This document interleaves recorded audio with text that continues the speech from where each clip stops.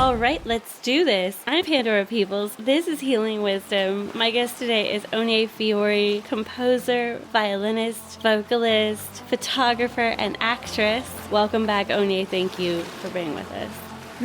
Thank you so much, Pandora. I'm so happy to reconnect. Before we get into it, we're going to hear a little of Feel the Light from you and Conrad Clifton.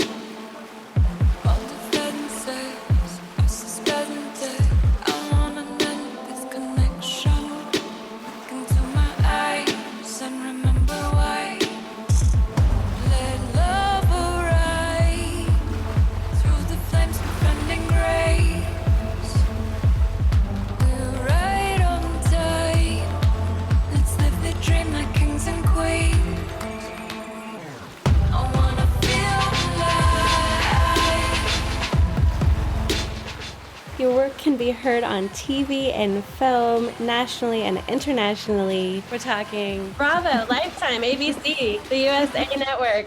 I've been seeing these beautiful images from photo shoots that you've been doing where you're wearing these like really gorgeous, like could be on a catwalk kind of amazing, phenomenal dresses in these gorgeous locations. And last time you were on, you were talking about 33 muses. And I think you spent 7 years traveling to sacred sites all around the world. From 2005 to 2012, I was traveling to sacred sites around the planet, singing, playing my violin, meditating, praying, doing different grid work, and really kind of diving into exploring the energies of these different sites. And some of them are well-known sacred sites, and some of them are unknown places or, edge of the earth, kind of unknown, undiscovered territory and lands. When I first started that, I was very naive. I was 5 years into spiritual boot camp of exploring healing and modalities and all kinds of things. So I went in very naively, just like, okay, I'm opening up my energy. I'm divinely protected. Here we are, not realizing just how intense of energies are out there, whether it's, just a lot of bloodshed and violence and human sacrifice in some areas to energies that don't, have a different agenda. There's just so many different agendas on the inner dimensions and multi-dimensions of existence. So it was, that part of my heart and spirit that wants to just go and help, 1,000 souls cross over and be freed from a place. It doesn't mean that is mine to do, or that I have the strength and capacity to do that. It's just a lot to learn on those levels. Even though I've been traveling and kind of exploring in some of those places and some new places since 2012, it's really coming back again to start a new quest. So I'm in the early stages of feeling into where and who and is a part of that team, and where are we going and what are we, just really uniting with some people to all have our gifts be stronger, even stronger together of what we're here to create and share and do. This past summer, I was in Italy for a bit and Turkey and Dubai. And so I was exploring some energies there, but it was more of playful and fun and getting to do some videos and explore the poetry of it rather than doing deep work with the planet and humanity. But I don't know about you. For me, I'm always tracking and feeling so many different levels and dimensions of the collective, and just a lot of different layers of consciousness and reality and timelines and grids. And some days it's a lot just to be embodied in human form in this density here. And it takes every tool in my toolbox to navigate through a day. And then sometimes it's just like, oh, okay, and just even discovering what that is for me, and how what works for me might be different than what works for you. And so that's really kind of been the basis of how I've been facilitating and holding space in the last probably 5-6 years in retreats and breathwork journeys and one-on-one sessions, is really holding a field of safety and unconditional love to help people just get their own answers and really kind of up-level, upgrade, and shed some of that old programming, ancestral lineage, all that kind of stuff. So that's a little bit. So the summer was and the last 2 years have been a little bit more of just fun and getting to be creative and express and explore and continue writing and recording. And I've been in Tulum the last few years for 4 to 6 months at a time, facilitating down there. And now it's kind of feeling into what's next, where am I going on the planet, and then gotten clarity over the new year of some of these bigger projects and listening for the who's, what's, when's, how's of getting those going. I wanna love all the way. Stay with me through the night. I wanna love all the way. Breathe with me to where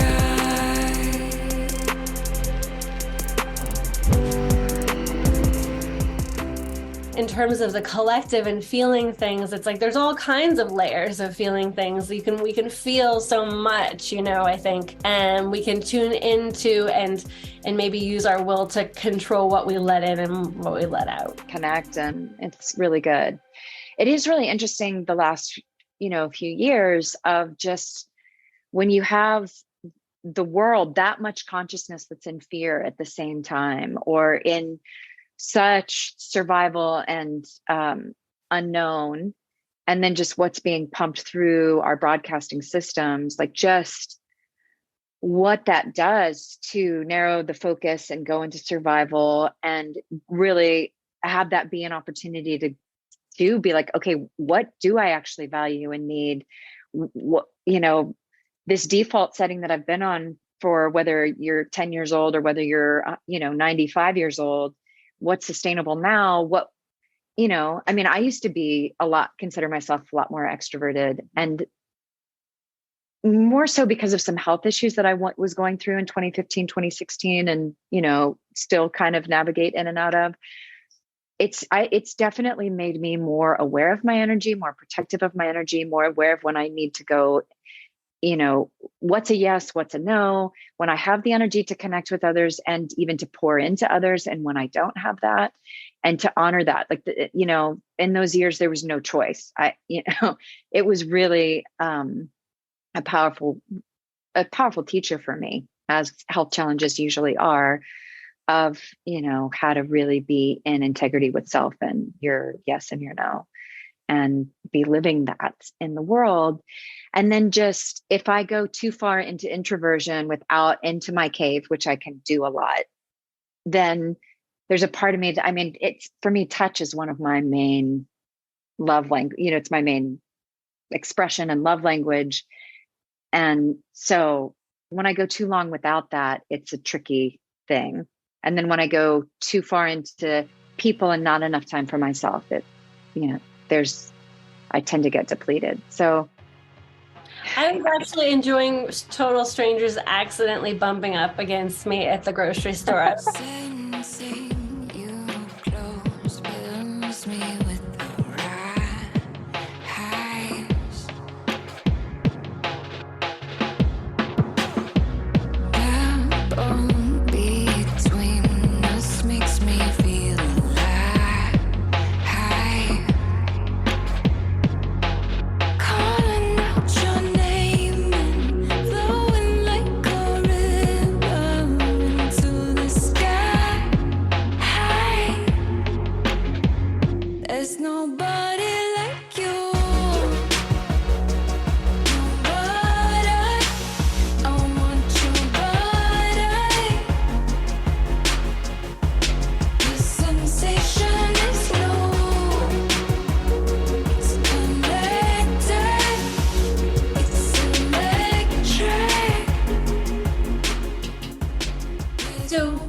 about your music. Tell us, Onyay, what have you been up to creation-wise? Well, was that last spring or the spring before? The spring before, not this past spring, but the spring before, I was actually writing some music for a light technology that I'm really excited about. I signed an NDA, so I can't share too much about it, but that was a really beautiful process to be writing kind of journey music that is going to have a light component to it. And so that was really fun. And then the interesting thing about having been in Tulum for the last few years is there's a lot of construction and barking dogs and noise there. So it's actually been kind of tricky the last couple of years to, because I travel with my recording studio wherever I am. I've been used to just like, oh my God, just diving in to write and record for hours at a time. So it's been an interesting one of some output, but I feel like I've got several albums that are bursting at the seams. I'm in LA for a bit, and I'm exploring where to go next, because I'm not going to return to Tulum this winter and fall. So where I can go to a quiet sanctuary to just record and write, and also creating a breathwork and meditation library that people can subscribe to. So there's a lot of work that I feel like I'm like in labor. I'm in like 10 months pregnant, like ready to birth all of this music. And in the meantime, I've been doing kind of one-off collaborations. I wrote some Christmas songs with different producers for one of my publishers. And then I've been writing, I wrote a couple of songs with a very talented producer named Conrad Clifton that are coming out. One is coming out the end of January, and then we're going to release another one the end of February. So those two are coming out. And then I just released a tune with an amazing guy, Jonathan Stein, who's like known as the push guy, the Ableton push guy. And as well as just, he's upright bass and composer and amazing artist. And we did a duet that is a loving breakup song. You know, when you know that a relationship needs to be over, but you love them so much. So anyway, that one just came out beginning of January, last week. We're going to hear it. This is By Your Side with Onyay, Pheori, and Jonathan Stein. Catch you in my arms so I could hold you close. Listening to old jazz songs and dancing slow. This moment is perfect. Take a picture in my head. It's so hard to say goodbye. And all I want is to be with you tonight. Don't know why, but I gotta let you go. No matter what, I hope you always know I'm so thankful to have been by your side.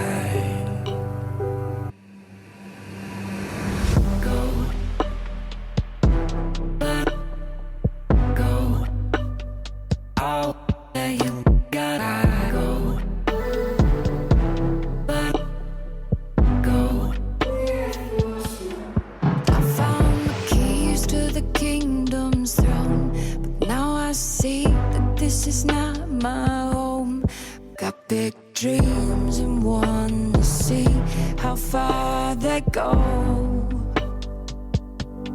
So follow them to the end of the road. I will always be proud of the you that I know. All the memories of you I keep until I'm old.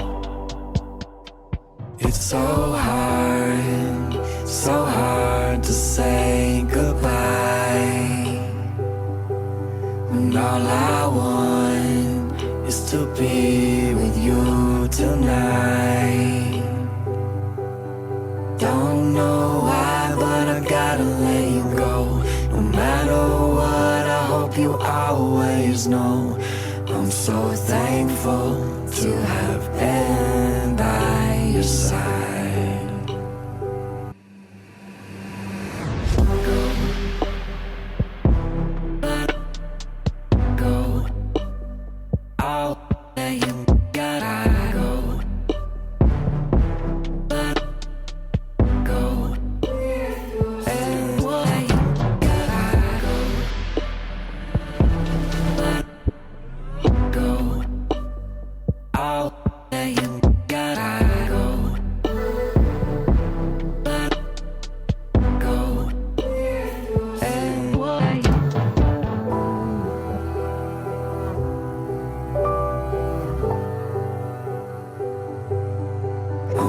thankful to have been by your side.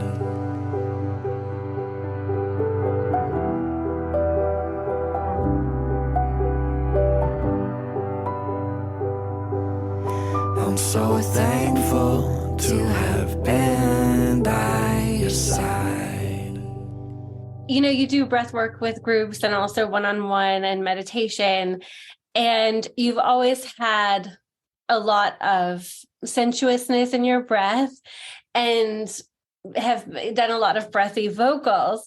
But I feel like you've taken it to a new level where it's not obviously ethereal, like it's pop. It's not obviously like new age, but there's a lot of soul to it, you know, and there's so much, I think, I'd love for you to talk about how breath work, working one-on-one, discovering what's going on with other people's breath, you know, in groups and, you know, individuals, and then like what have the takeaways been as far as breath, and how do you feel your vocals have changed over, you know, the last, say, decade?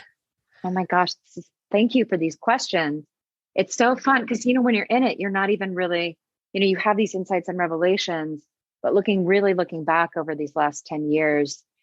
So for me, I took some time off from facilitating from like 2007 to 2014, 15. I'd still do it here and there. Actually, really 2008 to 2014, 15.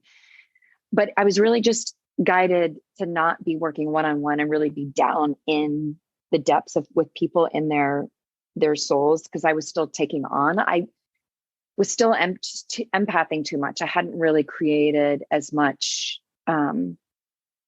It was time to just transmit for a while. So that's when I was really touring and traveling and performing around the world so much and not working with people as closely. And then 2014, 15 started doing more again. And then really 2016. So it was so fun to not work with people for that period of time and then come back and really feel so different in my body and just in how I think there was a part of me in those early years that just wanted to get in there and like hold people, you know, get into people's pain with them and just hold it with them, you know, rather than go to the depths of people and just be a witness and hold the space for them. I didn't need to hold their pain for them. I didn't need to transmute their pain for them. We all have that capacity to do it ourselves. You know, a lot of the times people just want to be heard. They just want to be felt. They just need to feel and express and voice what's going, as you know, like, you know, they just like, we have so much capacity to do it. We just haven't created a safe space or had a safe space held for us to be able to do that. So when I came back to doing breathwork and facilitating groups, it was more of combining the sound with the breathwork. And so I've really been loving these years. I still love working with one-on-one and small groups without doing the live music, but I really love creating that safe space for people to just let go of the armor of who they think they need to be in a group setting. Because when you feel safe in a group, to just let go of some of the coping mechanisms that we've all adapted, then go into a breath, go into a deep inner journey and then come out and share. I've just witnessed and seen so many people have dramatic shifts in their lives, and combining that, guiding people into different dimensions of their consciousness, into their body, connecting with their inner child. Inner child and, doing a lot of love and heart work can get kind of a cheesy rap, but man, when people are really willing to go in there and face and meet and love themselves, and then just transmitting love through the sounds, just like divine mother's love, divine father's love, primordial essence, just the eternal nature of who we are through sound, and just holding that field of love for people to have like these experiences where they feel their life force energy, they free up their life force energy, and they have this understanding of who they are, oh my God, it's like, it's so deeply humbling and like one of my favorite things. That, making love, exploring energies around the world, and just channeling sound and frequency. Those are some of my favorite things in the world. So let me actually feel in to see if there's anything more to share about that in this moment. I think we've all been evolving in our consciousness about just more tools, more understanding. I've also gotten really deep into more neuroscience and understanding of the nervous system and trauma work, and just being able to, how do we navigate and work with our nervous systems? How do we co-regulate? How do we really care for ourselves, and how do we express our needs? How do we even know what we need? And then how do we learn to express that and create a safe space to do that? So I think that covered most of those questions. Yes, aho. So, we're also interconnected. And I do think that on an individual level, there's been a lot of processing of our shifting values in terms of our relationship to self, and prioritizing and who we really are at our essence. Like, I think a lot of stuff has been stripped away. And I think that the inner child, maybe people don't understand, or maybe they do, that it's not a false, that the whole point is it's not like a fake part of yourself. It's not a part of yourself that you developed as a shield or as a coping mechanism, like you mentioned.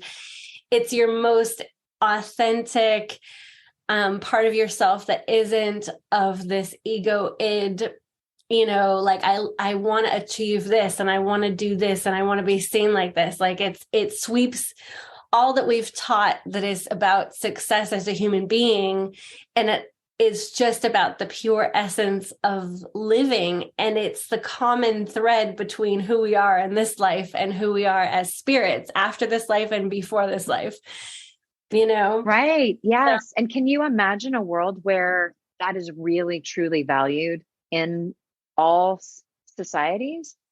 Right. If we see the pureness, and the essence, and the, what's the other word I was using? The innocence of each other, the core of our loving hearts, everything else can fall away so instantaneously that there doesn't always have to be a constant, or there can be an end of a battle with self. There can be, you know what I mean? Yeah. It doesn't all have to be a struggle between light and dark, or, good and evil, or, the challenging aspects of being a human being. It can just be that instantaneous, fully integrated, fully knowing self in this way where it's like, okay, I'm this, but we're all like, I'm this bubble of light, and we're all these bubbles of light. And then together with this big, and it's cheesy, but it's just really true, is that when you're able to be seen for that, to be witnessed, you're talking about essentially like being seen for who you are in a group setting. And so when you as a facilitator are providing that, you're creating that space and supporting that with your music and your breath work. It's just, I think it's the happiest place on earth when we're together as humans and feel safe and feel loved and loving. So, hey, we need more of that. Yeah. Yeah. And we deserve it. And yeah, I mean, it's hard when we're not feeling self-love. It's hard not to be defensive and then undercut ourselves, and, all these things that we do that can create like these little spin out thoughts and, stuff. And then when people come back and go, oh, wait, what was that? And it can be like 2 minutes, or it can be like years. And then they're like, wait, this is who I really am. This is it. This feels really good. Oh, this moment is great. Yes. you know, and Tulum. Do you want to talk a little bit more about, your travels and these photo shoots? You were a little bit vague. So are they part of a music video? Well, it was kind of getting a basis of footage to be able to weave in and do different things with. I mean, it's interesting because I have, I don't know, like 30 different cassette tapes, or not cassettes, but whatever they're called, the small ones that with the old time video cameras, from getting footage around the world when I was from 2005 to 2012, when I was getting, going to these places. But it ended up being kind of on a super small scale. And I was like, well, is it really the quality that I want to put out in the world? So I have all of this footage that I need to actually convert to digital and see if there's actually something there to put together, just put something together from these really wild, amazing experiences. And then there's also, laying the foundation for really doing the vision that I had years ago and fully getting it funded and getting like the full team together and really making that something. So that's kind of what I'm feeling into. So the Dubai, Italy, and Turkey were more of, playing, exploring, and kind of getting some more footage to add into the mix without a specific goal in mind. So I look forward to doing, this next era with the full production and all of that. Well, you're all in these images. So it's going to be really cool to see what happens with all of that. Thank you. So I remember that, and I've seen that some of, your work has been in TVs and film and commercials. And I've seen, and I think that there's at least one organization, environmental, I think at least two that you have on your website, listed, that you've done campaigns for, promos for, music for. And I remember that when you had went to the rainforest, there was kind of a shock, like you talked about the energies there and dealing, with like what you encountered, some human sacrifice. Like, I know lately I've been looking back at the Mayans and I'm like, or maybe it's the Aztec, I guess. No, did the Mayans do it too? Yeah. Cause I've been following some Mayan stuff. And it's like, oh yeah, they had a lot of great ideas, but no one's perfect. But we can't completely romanticize it's like, it's really tempting to go, oh, the past, we have to reclaim it. And in some ways, I think we do. And there's aspects, but we have to get clear that like the moment is now. It's evolution. Yeah. Well, thank you, Onyay Pheori, for joining us today. Thank you so much, Pandora, for having me. Mwah.